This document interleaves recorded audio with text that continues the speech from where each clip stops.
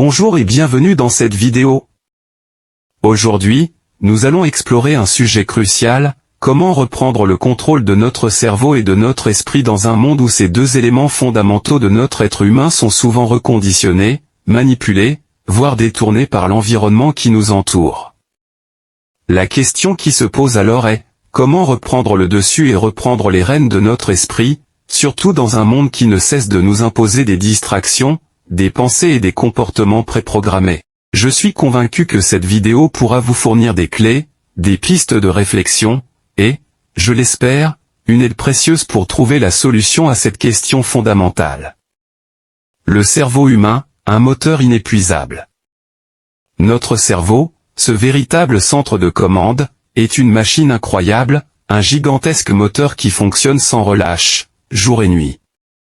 Il est constitué de milliards de neurones, connectés entre eux, formant un réseau complexe qui permet à notre corps de fonctionner. Il ne s'arrête jamais de travailler, il régule nos fonctions vitales, génère nos pensées, perçoit les informations issues de nos cinq sens et répond par des actions motrices. C'est aussi le siège de nos émotions, de nos sentiments, de nos rêves et de nos inspirations. Cependant, bien qu'il soit une des parties les plus prodigieuses de notre être, il est aussi extrêmement vulnérable et susceptible de manipulation. Nous ne le réalisons pas toujours, mais il peut être facilement influencé et modelé. En effet, notre cerveau et notre esprit répondent au conditionnement du monde dans lequel nous vivons. Ils sont façonnés par l'éducation, les interactions sociales, les distractions et même par les émotions que nous ressentons au quotidien. Le conditionnement et ses effets sur notre autonomie. Au fil du temps, nous prenons conscience que, pour véritablement nous épanouir, il devient essentiel de reprendre le contrôle sur notre cerveau et notre esprit. Cela signifie redéfinir nos pensées, éliminer les influences négatives et ne plus être guidés par des programmes externes qui nous poussent à agir ou à penser d'une manière prédéterminée. Ces programmes superflus, qu'ils soient culturels, sociaux, idéologiques ou même éducatifs, sont omniprésents. Ils se glissent partout dans notre vie, sous des formes variées et parfois insidieuses. À force de répétition, ces programmes affectent profondément notre manière de penser et d'agir, souvent à notre insu.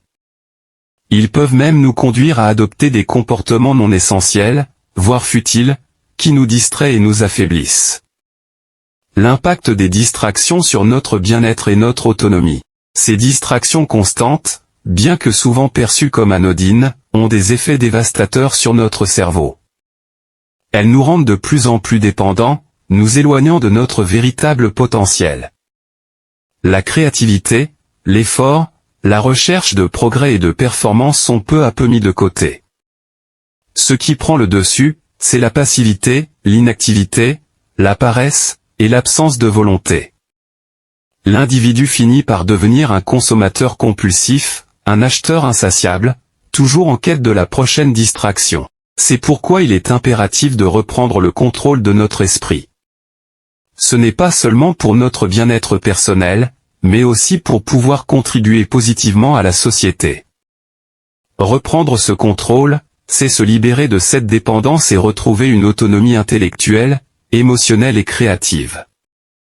Les étapes pour reprendre le contrôle, le rôle des habitudes. Mais comment procéder ? Comment retrouver ce contrôle sur notre esprit et notre vie? Voici quelques étapes concrètes à suivre. Mais juste avant, assurez-vous de vous abonner à la chaîne, et n'oubliez pas de télécharger votre nouveau livre offert, 5 façons pour devenir un penseur positif, en cliquant sur le lien dans la description située sous la vidéo. La prévention et les médias, un piège invisible. Une des premières étapes dans cette démarche de récupération du contrôle est de comprendre l'influence des médias modernes. La télévision, les réseaux sociaux et la publicité sont des outils puissants qui nous montrent une facette séduisante de la vie, celle de la consommation, du plaisir immédiat et du divertissement sans effort. Mais derrière cette façade, se cache une réalité bien moins plaisante, la dépendance et la consommation excessive. Le marketing est un domaine où la manipulation de nos comportements est étudiée minutieusement.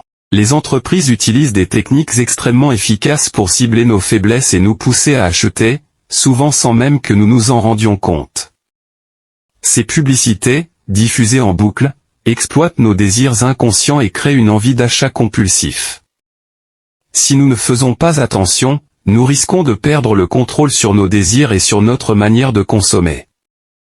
Sélectionnez ce que l'on consomme pour retrouver son autonomie. C'est pourquoi il est essentiel de faire preuve de discernement et de vigilance dans ce que nous consommons, tant au niveau des informations que des produits.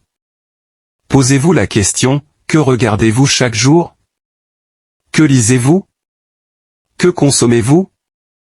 Ces petites habitudes peuvent paraître insignifiantes au départ, mais accumulées au fil du temps, elles ont un impact profond sur notre esprit et notre capacité à rester maître de notre vie.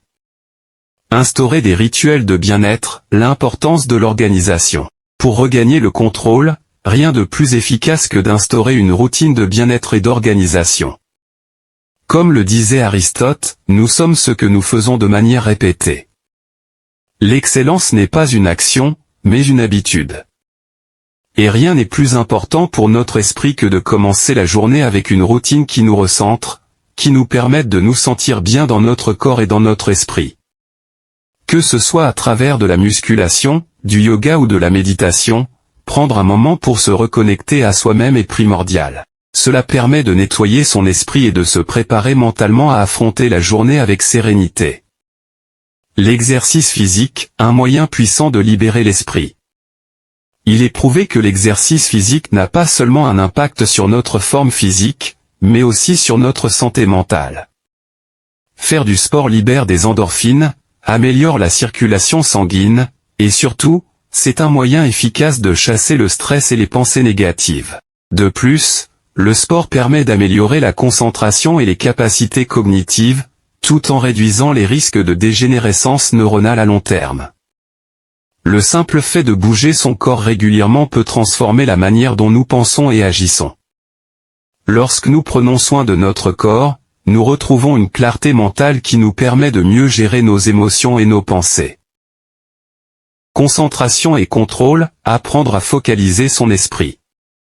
Pour reprendre véritablement le contrôle de notre esprit, il est essentiel de se concentrer sur ce qui est important. Plus nous nous concentrons sur une tâche, plus nos pensées deviennent claires et nos actions réfléchies. Cela demande un effort, car il est facile de se laisser distraire par des pensées ou des bruits extérieurs. La clé ici est de limiter ces distractions, de fermer les yeux si nécessaire, et de visualiser le déroulement de ce que l'on veut accomplir. Changer de perspective pour reprendre le contrôle. Un autre aspect fondamental pour reprendre le contrôle est le changement de perspective. Lorsque vous vous sentez bloqué ou que vous rencontrez des difficultés, il peut être utile de prendre du recul et d'adopter une nouvelle vision des choses. En changeant votre manière de percevoir une situation, vous pouvez trouver des solutions nouvelles, plus créatives, et plus adaptées à vos objectifs. La maîtrise de soi à travers l'apprentissage. N'oublions pas que pour maîtriser notre esprit, il est indispensable de pratiquer régulièrement. Cela passe par des apprentissages continus, des répétitions et un entraînement mental qui vous permettront de développer des habitudes positives. Cette discipline et cette persévérance seront la clé pour atteindre l'excellence dans tout ce que vous entreprenez. La connexion avec votre esprit, l'ultime clé du contrôle. Enfin, il est essentiel de maintenir une connexion constante avec votre esprit. Cette connexion, qu'on pourrait appeler connexion à soi ou connexion à l'univers, est ce qui nous permet de nous épanouir et de nous libérer des influences extérieures. Si vous maintenez cette connexion, vous serez mieux armé pour prendre des décisions éclairées et diriger votre vie dans la direction que vous souhaitez. Conclusion, persévérez et ne lâchez rien. Reprendre le contrôle de son cerveau et de son esprit n'est pas une tâche facile, et les obstacles seront nombreux.